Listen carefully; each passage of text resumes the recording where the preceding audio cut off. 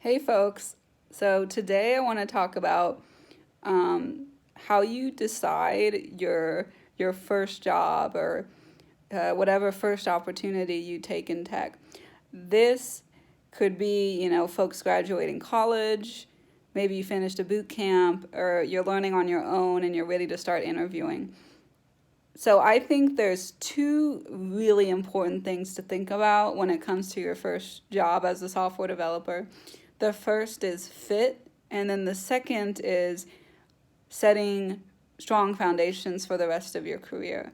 So fit is the one that's a lot less objective and it's really personal.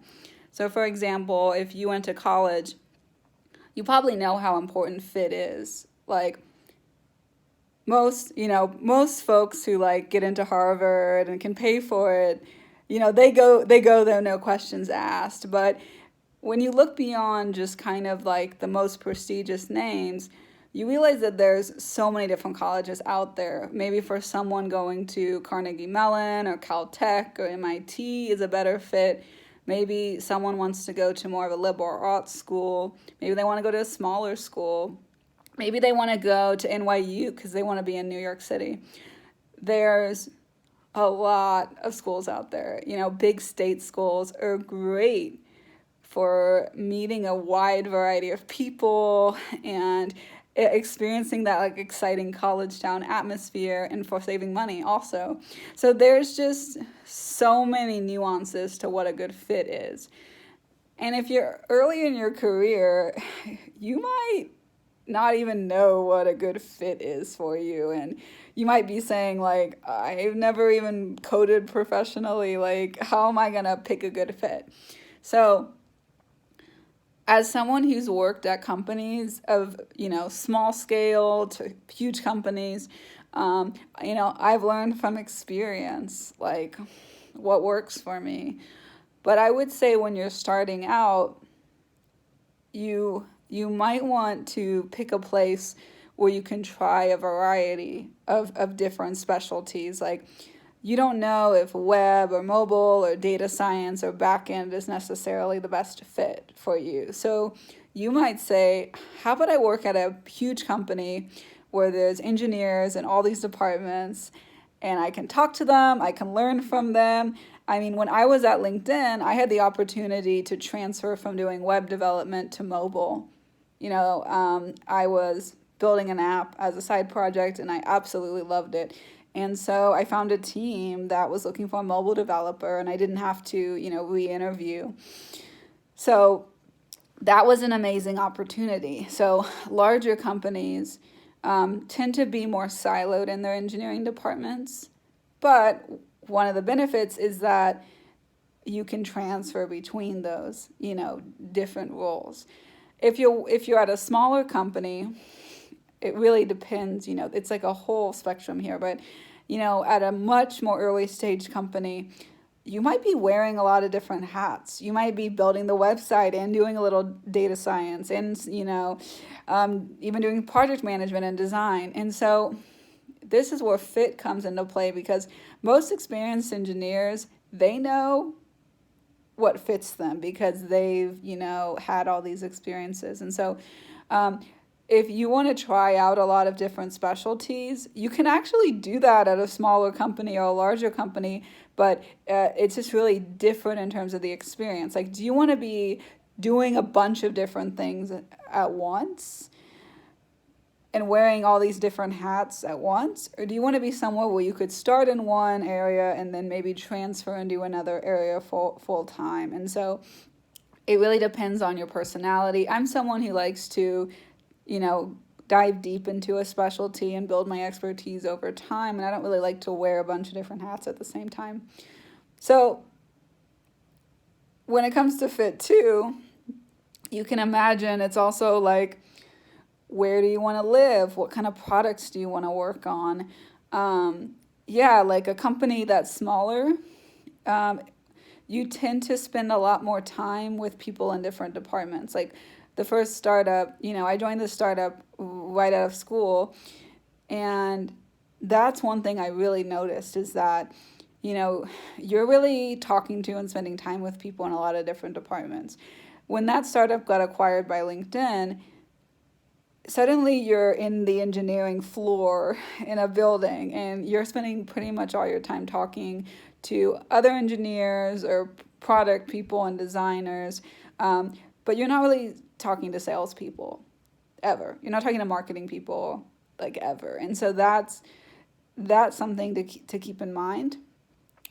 And also different different stages of companies are known for kind of different types of lifestyles, and so much more early stage companies, you're probably going to be putting in more hours. You might be doing a lot more social activities with the people you work with. You might be doing a lot more of that. At a much larger company, you might be working more closer to 9 to 5 hours. And you kind of have time to have more of a social life that's really separate from the company. And there's all these companies in between. Also, in terms of fit, you might want to, maybe you're someone who wants to work on something really cutting edge and new, and you really like that risk of is it going to turn out or not. Maybe you just want to play around with very new technology. And I wouldn't tell you not to do that. If that's what you're excited by, if you're excited about VR or AR, different blockchain technology, you might be better off joining a smaller company where they focus on that technology. One of the big downsides of joining a large company is that depending on the company, you might not have a lot of say in what team you join. And some large companies are they may be working on the cutting edge technology you're specifically interested in. They might not be, but you really need to do research on every company. I know from being in the industry that at Facebook, you don't get hired for a specific team, but you do a boot camp, and then you get to meet people from different teams and then choose a team then.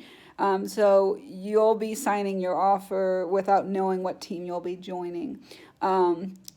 Google does this kind of team match process after you've passed the interviews, and it'll be like you put in your preferences and the teams put in their preferences, and then you get matched. Places like Amazon actually do interviews per team, and so you know exactly which team you're interviewing with, and Apple is the same thing. So even there, we've named 4 companies that are all prestigious, well-known companies, and they all have very different approaches to which team you're going to be on when you join. So I think this is where fit is really important. You really just need to think about what kind of environment you'd be happy in. And, just paying close attention to how you're being treated during your interview process. Do you feel like folks are kind and respectful? Do you feel like it's an environment where people who are jerks or, get promoted even if they don't treat others very well?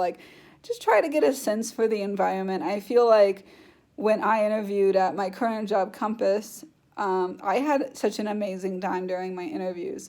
I was not spending my interviews oh, I'm so nervous, are they going to think I'm stupid, trying to pass the interview, because I was just having a great time and really connecting with the people I was meeting. And so you should really trust your gut there. Do you feel good? Do you feel happy? Do you feel higher energy after being around these folks? Or does it feel like an environment where people are happy and optimistic about the future? Or does it feel like an environment where something's off? People may be under a ton of stress and pressure, or they're not happy. Really try to pick up on that stuff. So the next thing that is a little bit more objective is setting, good foundations for your career. And this is really not about getting a brand name on your resume, even though I think we can all agree that there's some benefits to that. But this is more about setting a foundation in terms of the good practices you're learning. My biggest fear, talking to, folks who are just starting out, my biggest fear is that, they go somewhere that seemed cool, maybe they like the product, but the place just has terrible practices. You know, and it's hard to judge too because um, the stage of the company really impacts which practices are actually really crucial and which are maybe not. And so, as a more inexperienced person, you might not have the judgment to really say if a place has good practices or if they're actually making, very smart trade-offs based on their circumstances. And so this is where working at a more established, larger company with like a well-known engineering brand is helpful because they're generally ticking all those boxes because they also have to. Like once you get to a certain scale, like you need to do design docs, you need CI, you need unit tests, you need UI tests, you need, code ownership. You need like all of these things. Um, because at that scale, those things are really important. Now, a company that's really early stage, you know, they might not be writing design docs, and that's fine. It's really fine. Now, if a company isn't doing any unit tests, I have a lot of questions. I really don't think there's like a stage of company where that's acceptable. But I'm sure folks can give me examples. But I think when you're inexperienced and you don't have this like judgment I've built up over the years to judge a good shop, so to speak, yeah, you might be better off, being a little bit harsher and being a bit more like, well, my rule is I can only go to places that, do unit tests, do CI. Um, Another practice that there's some other practices that are not as like mainstream, but it's also usually a sign that a place, takes quality seriously. Pair programming and test-driven development are two things that have never really been big at any of the companies I've worked at. They've certainly never been requirements, but places that do that, it usually says something good. And also, it gives you really valuable information. Like, does pair programming all day, every day sound exhausting? Does it sound fun? I would say, as someone who hasn't worked at a company that does that, but as an outsider who's heard about it, I think that is a really great way to learn as a more junior person. So I don't think you should shy away from those places. So this is where, it is easy to lean on the brand name, lean on the more established company. And from my experience, the thing that gets tricky is when you're looking at a place that is, very new. Here's some things to watch out for. These are some pitfalls. One pitfall is if you're like the only engineer, or if you're the only engineer in a certain specialty, like maybe someone's doing web, you're doing mobile or whatever. It's funny because as someone who's like interviewing, experienced engineers, people, you can really spot those people. I mean, you can spot people who have maybe been working as like a one-person team, and they're not getting good code review feedback. They're not like, there's not a lot of oversight over them. No one's really mentoring or guiding them, and like they have some really weird or bad practices. And you can work around that by networking and finding folks in the community to help you out. But I would suggest for most people should not be doing that as their first job. And I'm talking about folks who, like, if you've been programming, freelance coding since you were like 13, and you're someone who would hit the ground running and maybe even be a senior level engineer in your first job. I'm not talking to you. Like, y'all can do whatever you want. I'm talking to people who have little to no professional experience and are really just wanting to have their first experience be a good one. And so I would say, find a team with good practices. Find a team where they're sharing knowledge. They have lunch and learns, where they're collaborating with each other. Where they're always learning new things. Where the people seem happy and optimistic, and they don't seem like they're miserable and like super stressed out.